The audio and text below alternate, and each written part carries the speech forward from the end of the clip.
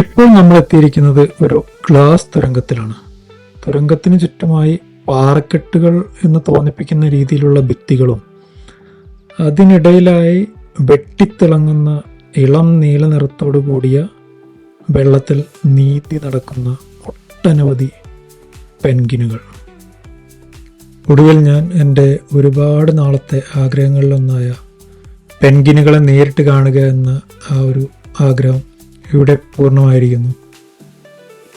ഇവിടെ ഒഴുകി നടക്കുന്ന പെൻഗിനുകളുടെ വയറും കൈകളുടെ ഉൾവശവും വെളുപ്പ് നിറവും പുറംഭാഗം തലയും കറുപ്പ് നിറവുമാണെങ്കിലും അതിനിടയിൽ മാത്രമായി കണ്ടുവരുന്ന കുറച്ച് മഞ്ഞ നിറം അത് അതിന് ഒരു പ്രത്യേക ആകർഷണീയത നൽകുന്നുണ്ട്. എന്നാൽ എന്തിനു വേണ്ടിയായിരിക്കും ഇവരിങ്ങനെ നിർത്താതെ നീന്തുന്നത്?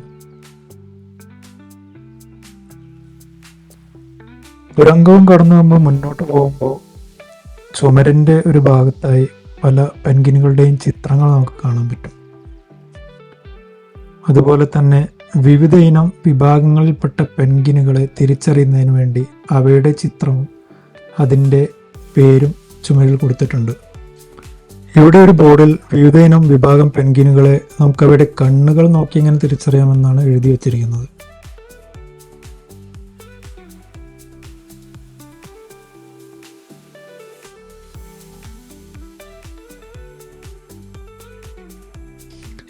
ഈ പെൻഗിനുകൾ ഇങ്ങനെ കൂട്ടമായി വെള്ളത്തിൽ നീന്തി കളിക്കുന്നതാണ് ഒരു പ്രത്യേക രസമാണ്. തങ്ങളുടെ ഭാവിയെക്കുറിച്ചോ ഭൂതത്തെക്കുറിച്ചോ ഒന്നും ചിന്തകളില്ലാതെ അവർ ജീവിതം മുഴുവനുമായും ആസ്വദിക്കുന്ന പോലെ തോന്നും.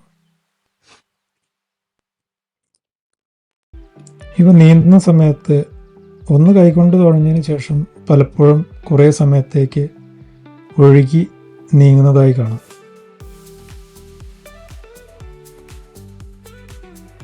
അതിന് തൊട്ടടുത്തായി ഇപ്പോൾ നമ്മൾ കണ്ടുകൊണ്ടിരിക്കുന്ന പെൻഗിൻ മറ്റൊരു വിഭാഗത്തിൽപ്പെട്ടതാണ്. ഇതിൻ്റെ ശരീരത്തിൽ നമ്മൾ നേരത്തെ കണ്ടതുപോലെയുള്ള മഞ്ഞ നിറം കാണാനില്ല. പകരം കണ്ണിന് മുകളിലായി ഇളം മഞ്ഞ നിറത്തോടു കൂടിയ പ്രത്യേക ആകൃതിയിലുള്ള രോമങ്ങൾ കാണാൻ കഴിയുന്നുണ്ട്.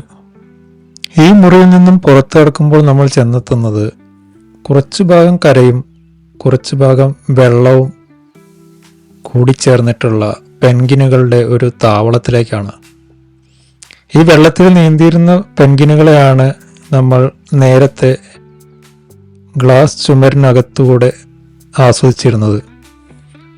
വളരെ അലസമായി അങ്ങോട്ടും ഇങ്ങോട്ടും ഓരോ ദിശയിലേക്കും നോക്കി നടക്കുന്ന ആ പെൻഗിനുകൾ എന്തായിരിക്കും ഇപ്പോൾ ചിന്തിക്കുന്നുണ്ടാവുക?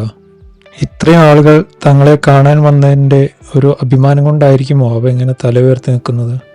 അതോ വെള്ളത്തിൽ കളിച്ചതിന് ശേഷം ആ വെള്ളം ഉണക്കിക്കളയാൻ വേണ്ടി നിൽക്കുന്നതാണോ?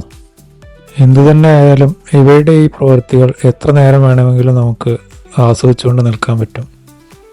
ഇവിടെ ഒരു പെൻഗിൻ വെള്ളത്തിലേക്ക് ചാടാനാണെന്ന് തോന്നുന്നു പാറയുടെ മുകളിൽ കയറി നിൽക്കുകയാണ്. അത് വെള്ളത്തിൽ ചാടുമോ ഇല്ലേ എന്നുള്ളത് നമുക്ക് നോക്കാം. താൻ ചാടാൻ ഉദ്ദേശിക്കുന്ന ഭാഗത്ത് മറ്റൊന്നുമില്ല എന്ന് ഉറപ്പുവരുത്തിയതിനു ശേഷം അത് വളരെ മനോഹരമായി ആ വെള്ളത്തിലേക്ക് അങ്ങ് ഊളിയിട്ട് പോയി. ഇവിടെ ഒരു ചെറിയ പെൻഗിൻ ആളുകളുടെ ശ്രദ്ധ ആകർഷിച്ചുകൊണ്ട് നിൽക്കുന്നുണ്ട്.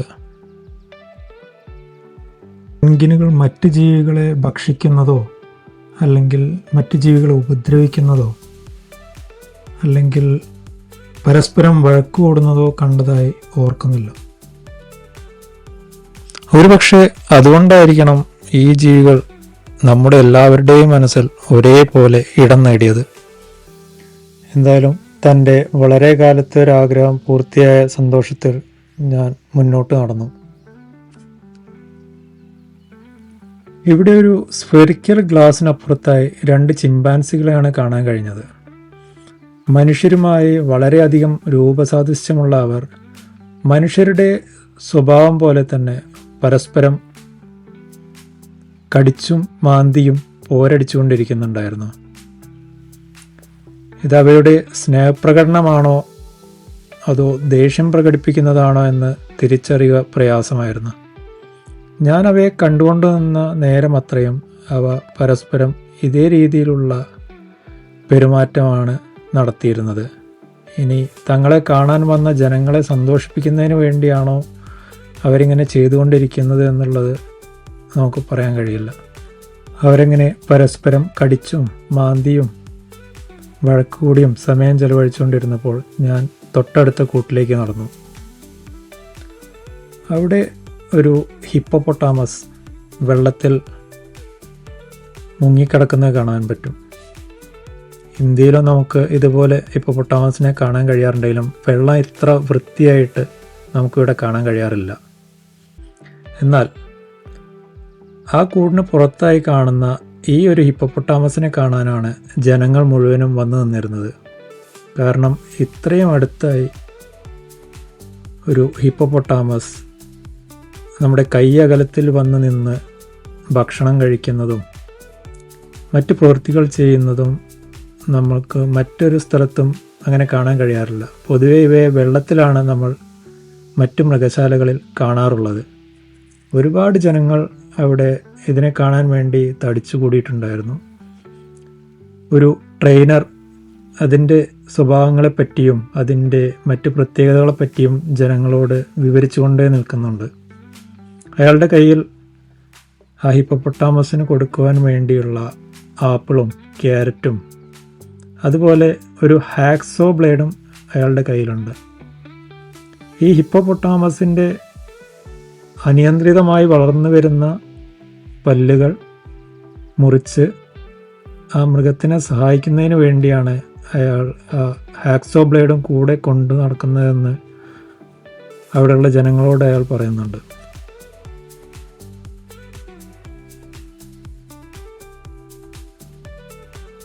അയാൾ കയ്യിൽ ആപ്പിളുമായി വരുമ്പോഴെല്ലാം അതെല്ലാം തനിക്ക് കഴിക്കാനുള്ളതാണെന്ന് കരുതിയിട്ടായിരിക്കണം അത് വാ തുറന്നു കൊടുക്കുന്നുണ്ടായിരുന്നു.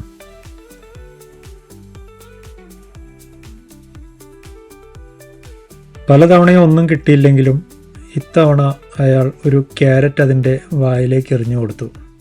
ആ ചെറിയ ക്യാരറ്റ് അതിൻ്റെ ആ വലിയ ശരീരത്തിലേക്ക് ഒന്നും ആവില്ലെന്ന് നമുക്ക് തോന്നുമെങ്കിലും അത് വളരെ സന്തോഷത്തോടു കൂടി ആ ക്യാരറ്റ് ചവച്ചരച്ച് കഴിക്കുന്നുണ്ടായിരുന്നു. അങ്ങനെ ഹിപ്പോപ്പൊട്ടാമസിനെ കണ്ട സന്തോഷത്തിൽ നമ്മൾ അടുത്ത കാഴ്ച എന്തായിരിക്കുമെന്നറിയാൻ വേണ്ടി വീണ്ടും മുന്നോട്ട് നടന്നു. ഏറ്റവും നീളം കൂടിയ കഴുത്തുകളോട് കൂടിയ ജീവികളായ ജിറാഫിനടുത്തേക്കാണ് നമ്മളിപ്പോൾ പോകുന്നത്. അത്യാവശ്യം വലിപ്പമുള്ളൊരു കൂട്ടിൽ ഒരു ജിറാഫ് മാത്രം ഒറ്റയ്ക്ക് അങ്ങോട്ടും ഇങ്ങോട്ടും നടക്കുന്നത് കാണാൻ കഴിയും. ജിറാഫിന് കൂട്ടായി ഈ കൂടിനകത്തുള്ളത് ഗിനി ഫൗൾ എന്നറിയപ്പെടുന്ന നമ്മുടെ നാട്ടിലെ ചില കോഴികളോട് സാമ്യമുള്ള പക്ഷികളാണ്. ഈ ഗിനി ഫൗൾ എന്ന പക്ഷികളും ജിറാഫും തമ്മിലുള്ള ബന്ധം എന്താണെന്ന് എനിക്ക് എത്ര ആലോചിച്ചിട്ടും മനസ്സിലാക്കാൻ പറ്റിയില്ല. കാരണം ജിറാഫിൻ്റെ കാലിൻ്റെ ഒരു ചെറിയ അംശം പോലും വലിപ്പമില്ലാത്ത ഈ ജീവികളോട് ജിറാഫിനൊന്ന് സംസാരിക്കണമെങ്കിൽ പോലും അതിൻ്റെ തല എത്രയധികം താഴോട്ട് താഴ്ത്തണം. എന്നിരുന്നാലും ഞാൻ ഇവയുടെ ബന്ധത്തെപ്പറ്റി ഗൂഗിളുമായിട്ടൊന്ന് സംസാരിച്ചു.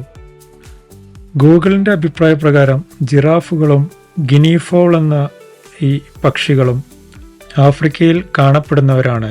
മാത്രമല്ല ഇവർ രണ്ടുപേരും ഒരേ ആവാസ വ്യവസ്ഥ പരസ്പരം ഷെയർ ചെയ്ത് സഹകരണത്തോടു കൂടി ജീവിക്കുന്നവരാണ്.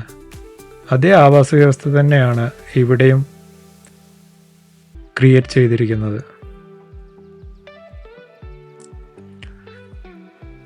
വീടിൻ്റെ ചുമരിൽ ചില കല്ലുകൾ ഉപയോഗിച്ച് നിർമ്മിക്കുന്ന ചില പ്രത്യേക തരം പാറ്റേണുകൾ പോലെ വളരെ മനോഹരമായ പാറ്റേണുകളോട് കൂടിയ ഒരു ശരീരമാണ് ജിറാഫിൻ്റേത്.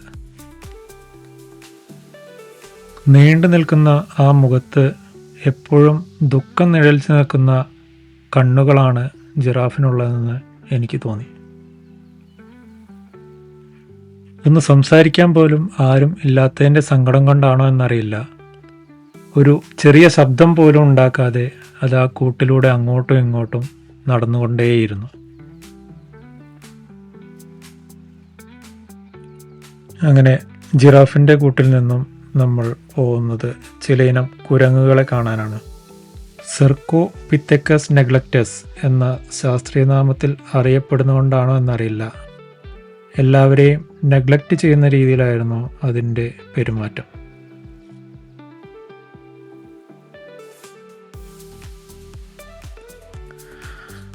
തൊട്ടടുത്ത കൂട്ടിൽ കിടക്കുന്ന ഈ ഒരു കുരങ്ങു വിഭാഗത്തിന് വെളുപ്പും കറുപ്പും നിറഞ്ഞ വലിയ രോമങ്ങളോട് കൂടിയ ശരീരമാണ് ഉണ്ടായിരുന്നത്.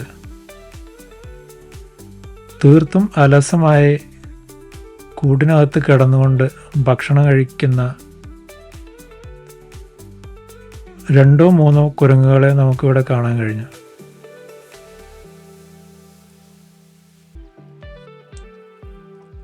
ഒറ്റ നോട്ടത്തിൽ അവയുടെ തല ഏതാണ്, വാലെവിടെയാണ് എന്ന് നമുക്ക് തിരിച്ചറിയാൻ കഴിയാത്ത രീതിയിലായിരുന്നു അവയുടെ ശരീരത്തിലെ രോമങ്ങൾ നിറഞ്ഞു നിൽക്കുന്നത്.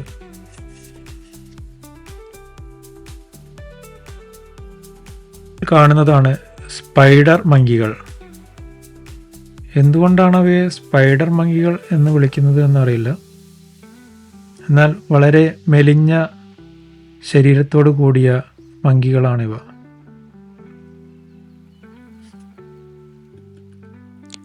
ഈ കൂട്ടിൽ ഭക്ഷണം കഴിച്ചുകൊണ്ട് നിൽക്കുന്ന ഈ ജീവിയുടെ പേരാണ് കാപ്പിബാര. ഒരു ഭീമാകാരനായ മുയൽ എന്ന് തോന്നിപ്പിക്കുന്ന രീതിയിലുള്ള ശരീരമാണ് ഇവയുടേത്. ഇപ്പോൾ നമ്മൾ പോകുന്നത് കരടിയെ കാണാനാണ്. നേരത്തെ കണ്ട പോലുള്ള ഹിമക്കരടിയല്ല, പകരം കാടുകളിൽ കാണപ്പെടുന്ന കറുത്ത നിറത്തിലുള്ള കരടി. ചെറുപ്പത്തിൽ ജംഗിൾ ബുക്ക് എന്ന കാർട്ടൂൺ കാണുന്ന സമയം മുതൽ മനസ്സിൽ തോന്നിയ ഒരു സ്നേഹമാണ് മൗഗ്ലിയുടെ സുഹൃത്തായ ബാലു എന്ന തേൻകൊതിയനായ കരടിയോടുള്ളത്. ആ കരടിയെയാണ് ഇപ്പോൾ ഓർമ്മ വന്നത്. തൻ്റെ കൂട്ടിലിരുന്ന് എന്തോ ഭക്ഷണം കഴിക്കുകയാണ് ആ കരടി.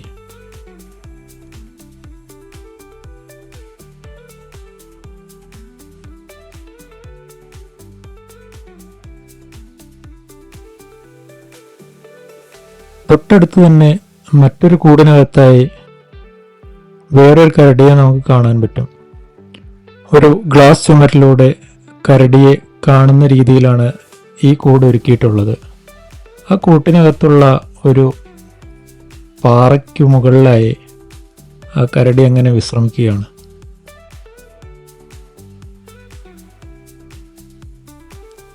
കുറച്ചു നേരം ആ കരടിയെയും അതിൻ്റെ പ്രവൃത്തികളെയും നോക്കി ആസ്വദിച്ചതിന് ശേഷം ഞാൻ മുന്നോട്ട് നടന്നു. ഇപ്പോൾ നമ്മൾ എത്തിയിരിക്കുന്നത് ഒട്ടകപ്പക്ഷികളുടെ കൂട്ടിലാണ്. നീണ്ട കഴുത്തും വലിയ ശരീരത്തോടും കൂടിയ ഒട്ടകപ്പക്ഷികൾ. ഇടയ്ക്കിടയ്ക്ക് അത് തല ഉയർത്തി പുറത്തോട്ട് നോക്കുന്നുണ്ട്. ശക്തിയിൽ കൂടിൻ്റെ കമ്പിയിൽ കൊത്തുന്നുണ്ട്. ഒരുപക്ഷെ തന്നെ കൂട്ടിലടച്ച വ്യക്തിയോടുള്ള ദേഷ്യമായിരിക്കണം അവൻ കാണിക്കുന്നത്. അവസാനമായി നമ്മൾ പോകുന്നത് ദ്വപ്